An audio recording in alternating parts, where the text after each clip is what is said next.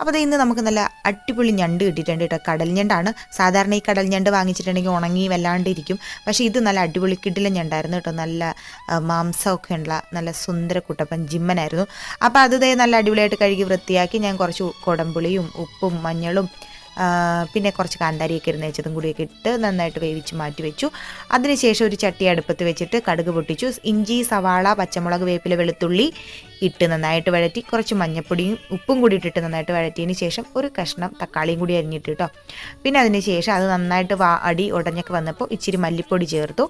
അതിന് ശേഷം കുറച്ച് മുളക് പൊടി ചേർത്തു. ഇതെല്ലാം ഒന്ന് ചെറുതായിട്ടൊന്ന് മൂപ്പിച്ച് അതിൻ്റെ ആ ഒരു പച്ച മണമൊക്കെ ഒന്ന് മാറി വരുമ്പോൾ അതിൻ്റെ അകത്തേക്ക് ഞാൻ കുറച്ച് ഗരം മസാല, അപ്പോൾ ഒരു ഞണ്ടൊരു മസാലക്കറിയാണ് ഞാനിന്ന് ഉദ്ദേശിക്കുന്നത്. കുറച്ച് കുരുമുളകും കൂടി ചേർത്തിട്ട് അത് നന്നായിട്ട് മൂത്ത് കഴിഞ്ഞപ്പോഴത്തേനും നമ്മുടെ വേവിച്ച് വെച്ചിരിക്കുന്ന ഞണ്ടും കൂടി ഇട്ടിട്ട് കുറച്ച് നേരം ഒന്ന് അടച്ച് വെച്ച് നല്ല അടിപൊളിയായിട്ട് എണ്ണയൊക്കെ